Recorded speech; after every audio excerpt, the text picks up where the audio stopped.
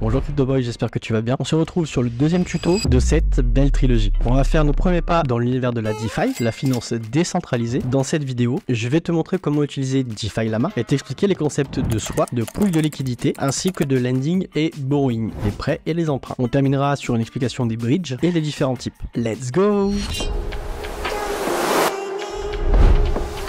Man when I chat and chit, I come through like what's good eat. Man better breathe and sprint. It's long if I choose to bite down on these pricks. X is a lyrical 4-4 and this, so make sure it's X that you wanna rally with. Oh, make a big man turn to the kid. Shout out skull when I flat out wits. You be seeing X's with your eyes closed, don't move past girls behind your eyelid.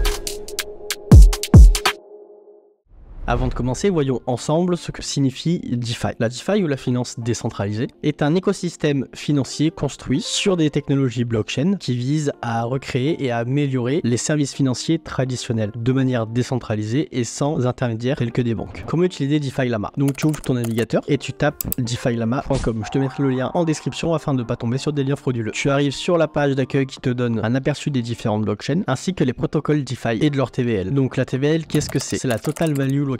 C'est une mesure clé dans l'écosystème DeFi qui permet de mesurer la confiance des investisseurs sur telle ou telle blockchain, sur tel ou tel projet. Elle représente la valeur totale des actifs numériques verrouillés sur les différentes blockchains et sur les différentes applications décentralisées. On va pouvoir comparer les chains, les blockchains. Dans le menu en haut, tu trouveras des sections dédiées aux différentes blockchains comme Arbitrum, Optimism, Linea, Scroll, Blast et j'en passe. Clique sur la chaîne spécifique, sur la chaîne sur laquelle tu as envie de déposer de la liquidité comme Arbitrum ou Zcash par exemple, pour voir les protocoles DeFi qui y sont associés. En général, on va aller sur des blockchains où les coûts de transaction sont relativement faibles, surtout si on a un petit capital. Si tu as 50 € à déposer, je te déconseille d'aller sur Ethereum pour avoir des frais de transaction à plusieurs euros. C'est inutile. Alors que sur Zcash ou sur Arbitrum, c'est maximum 5 à 10 centimes par transaction, ce qui est beaucoup plus abordable pour les petits wallets comme nous. Tu vas pouvoir aller explorer les différents protocoles du coup, pour notre exemple de Zcash. Tu vas avoir la liste de tous les protocoles sur Zcash classés par TVL. Bien sûr, petit tips, je ne vais jamais sur un protocole qui a moins de 100 000 de TVL parce que déjà la liquidité sera vachement plus faible et ça veut dire que c'est soit un nouveau protocole qui est relativement jeune et qui doit encore faire ses preuves. Clique sur n'importe lequel de ces protocoles afin de pouvoir voir la TVL et différents autres détails comme le volume sur 24 heures et les taux de rendement. On va pouvoir suivre les rendements, le yield en anglais, une autre fonctionnalité qui est relativement intéressante de regarder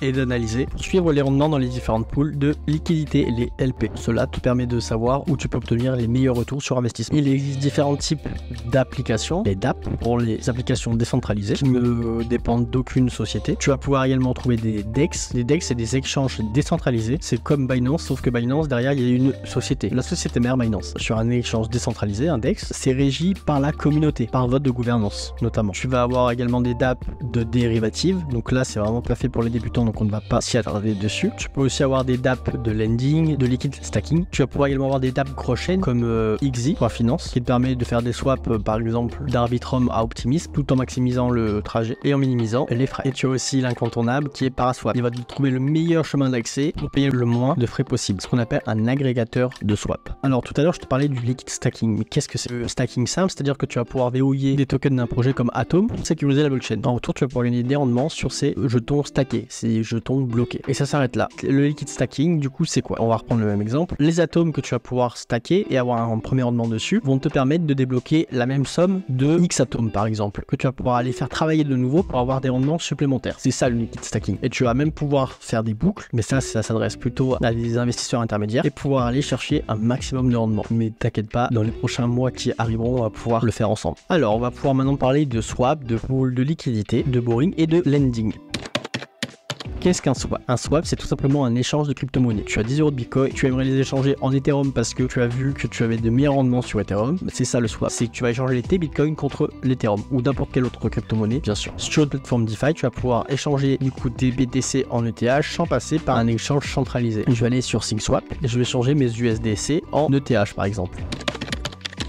Les pools de liquidité sont des réserves de tokens fournies par les utilisateurs, les investisseurs, pour faciliter les swaps. On va venir poser de la liquidité sur tel ou tel protocole. En fournissant vos tokens sur les pools de liquidité, vous allez pouvoir récolter des frais de transaction. Il y a deux types de pools de liquidité. La pool de liquidité dite stable, donc avec des stablecoins. Un stablecoin est adossé à une monnaie fiduciaire, comme l'euro ou le dollar, et où ça peut être également indexé sur des matières premières, comme le Pax Gold, qui est indexé directement sur le cours de l'or. Dans celle-ci, il n'y a aucun risque, sauf de perdre ton argent à cause d'un scam, à cause d'une équipe qui s'en vont avec les fonds de la caisse. Et tu vas également avoir les pools de liquidité dites volatiles, c'est-à-dire que ce sera que des assets volatiles, Ethereum, toutes les altcoins possibles et imaginables. Et là, on va vraiment avoir un risque d'impermanent loss. Mais qu'est-ce que l'impermanent loss? L'impermanent loss, c'est par exemple, tu viens de déposer de l'ETH, il est à 100 euros. Si l'ETH tombe en dessous des 75 euros, le protocole va stopper tes investissements, récupérer l'argent pour minimiser leurs pertes, et toi, tu te retrouves avec plus rien. Dans les pools de liquidité, tu vas devoir généralement mettre en gage deux crypto-monnaies différentes à part égale. Par exemple, si tu mets 100 euros d'ETH,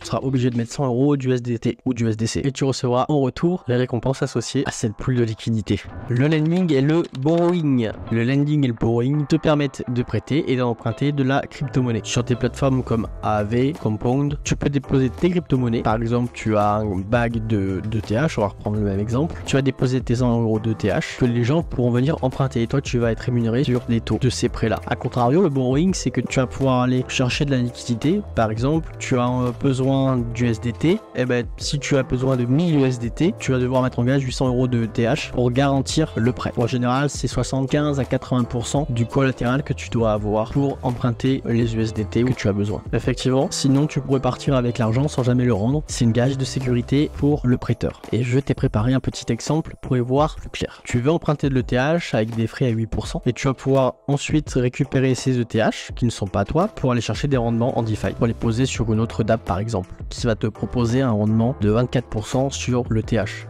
Du coup, d'un côté, tu dois 8% d'intérêt, alors que de l'autre, tu en gagnes 24 avec cette même crypto-monnaie qui ne sont pas à toi. C'est fou quand même, non?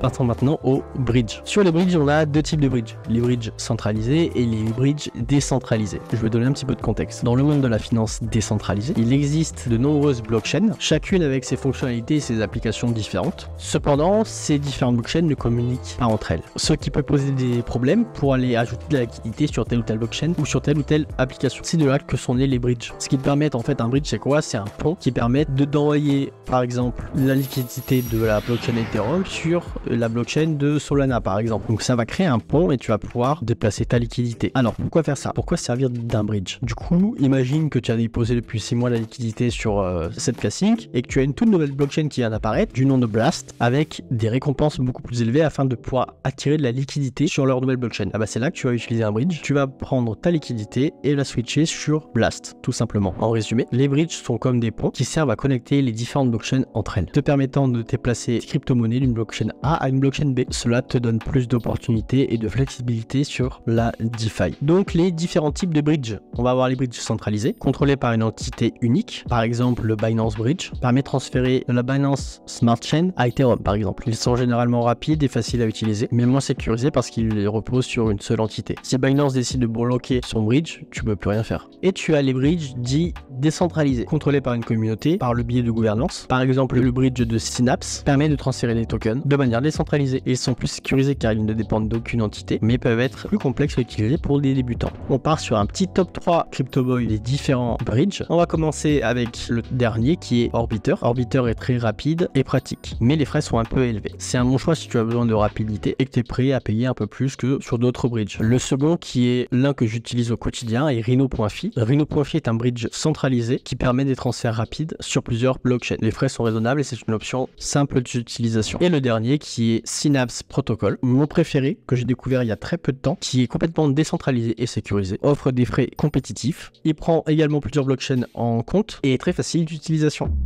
Si tu es resté jusqu'à la fin de cette vidéo, déjà je t'en remercie beaucoup. Et pour t'exprimer ma gratitude, je vais t'offrir une masterclass de moins de 10 minutes sur comment avoir une stratégie de sortie en plein bull run afin de maximiser tes profits. Voilà CryptoBoy, j'espère que cette vidéo t'a plu. La deuxième de la trilogie, la troisième arrive dans quelques semaines. Maintenant que tu as vu comment naviguer en DeFi, je te laisse faire tes propres recherches, je te laisse aller t'amuser un petit peu. Si tu as la moindre question, n'hésite pas, les commentaires sont ouverts à tout sujet de discussion. Si tu as envie que je réalise une vidéo particulière, n'hésite pas à me donner le concept en commentaire. CryptoBoy, fais toujours tes propres recherches, ne fais confiance à personne, surtout quand il s'agit d'argent. Ne jamais investir ce que tu n'es pas prêt à perdre et n'investis surtout pas de l'argent que tu n'as pas. Je te souhaite une bonne fin de journée. N'oublie pas de liker, de commenter et de partager cette vidéo si ça t'a plu. Et nous, on se retrouve prochainement pour la troisième et dernière partie de cette trilogie. Ciao!